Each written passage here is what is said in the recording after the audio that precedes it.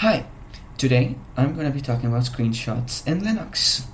So let's start off with the main two programs that I use to take screenshots in Linux. So the first program that I use is called scrot, and the second program that I use is called flameshot. Now, both of these programs are necessary for me because one, I need flameshot other than scrot because flameshot has a graphical interface which I can select the frame. I need scrot because flameshot can't take a screenshot of one window and scrot can. Other than that, they overlap. So both flameshot and scrot can take screenshots of your entire screen and both your monitors. I mean, if you have multiple monitors, they can do either all monitors or just your current monitor. So let me show you the current way my screenshot works. So let me get an example. So that's an example.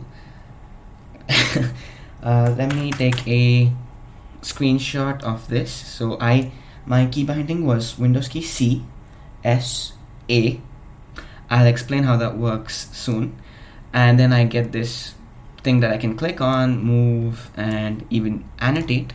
So I can say hi, hi, and then press enter, and it'll tell me the location it saved it to, and then it'll tell me it's also copied it to my clipboard. Now, do you see that it says screenshots a screenshot.png? Let's check that out. So let me go here, PSS, and my caps lock on, SS, and then show a screenshot.png, and you can see that I took a screenshot of it. Now let me show you what happens if let me show you what now instead of A I'll press S, so CSS, and that tells me a screenshot got saved. This time it didn't copy it to my clipboard, but it did save the screenshot. If I close this and just run this again, you can see it's actually a screenshot of this window. If I scroll out, you can see that. So it's a screenshot of what was shown here. I took a screenshot of that. Now if I do CSD, close this and then do this, you can see my entire window, my entire desktop came in the frame. So I got a screenshot of the picture that I had open and the terminal. Now lastly, if I do CSF, then it takes a screenshot of both my monitors. So this is my other monitor and the monitor that you were seeing. Now the combination that I have, basically you saw that I opened the same file for each of these. Now that's replacing the file. If that's for me, if I want a temporary screenshot. Now if I want a permanent screenshot instead of a temporary one, you can see that CS, Windows super key C, and then followed by S. That's common for all screenshots. After that I have 8 options. QWER, the top row of my left hand in my keyboard, QWERTY, basically the QWER from QWERTY is for permanent screenshots. So Q is the graphical user interface, W is for the window, E is for your whole desktop, R is for the full screen. Now right under that is ASDF, and A is for the graphical user interface, but this time it takes temporary. S is for the window but temporary, D is for the desktop but temporary, F is for the full screen but temporary.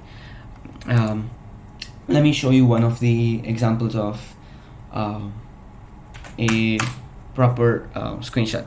You can see here it's saved it in screenshots, and then it has SS underscore the date underscore the timestamp. So if I do a show SS and then hit tab, SS underscore tab, interesting, ls, show SS underscore, I'm not sure why tab's not working. Oh, it's because my show is a function and it doesn't know what to complete it with. 1201, let me just do view unor and ss underscore the second one.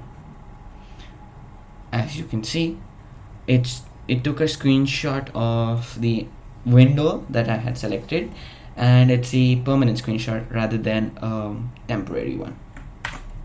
It's as simple as that. And let me just show you the script that I have for this. So I think it's in my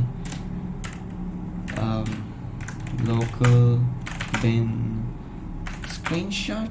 Yes, yeah. So you can see first I get my base folder as a variable, then if it's in QWER, which is for a permanent screenshot, then the base folder, so the output is decided, the output variable is decided based on date, and then the date command using this, and then .png. If it's not, then the output is just base plus a screenshot. And if it's not one of these, if I hit a different key or if a different input is given, then I just want it to exit. Then I handle them individually. So like Q and A are for the graphical user interface selecting part, the W and S are for the window, E and D is for the desktop, and then R and F is for my full screen. This I find to be really handy, and I'm so glad that I came up with a script, because now whenever I want a screenshot, I can immediately take any kind of screenshot that I need. Obviously, you could probably just have the graphical user interface and manage to fit in the entire window there, manage to fit in your entire desktop there, and manage to fit in the entire screen there, but that just seems like extra work that I could very easily fix with just a simple script. So just to wrap things up, let me show you an example of all of the screenshots that are there, so you can see that there were no permanent screenshots at the moment. Let me get an example here. So let me call lolban with example, then CSQ, that gives me the graphical user interface. The great thing about flameshot that I really like, you have the option to blur, and you can actually layer multiple blurs on top of each other, and it's really handy sometimes. You have annotation, you have arrow marks, you have many other things, including highlighter and all that. Hit enter, it saves the screenshot. Then I can do just so that I have a distinguishing, I'll do a window, CSW, that's a window, then CSE, that should be my whole desktop. Actually, let me keep that open. CSR, so that's my entire screen. Now if I do fair star, and so we can see all of the, so that's my entire desktop, entire screen.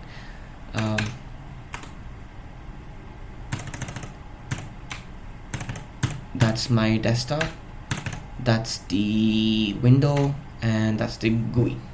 As you can see, I find this to be very convenient, and at the moment I can do anything I want at any given moment, and that comes in really handy sometimes. To get this, I'll leave the script in the description, and basically you just need flameshot and scrot, and you're pretty much set for the rest of it. And if you want to change something, like how you want to save the file or where you want to save the file, you can just edit the script where it says base folder and the output. That'll be all. Bye bye.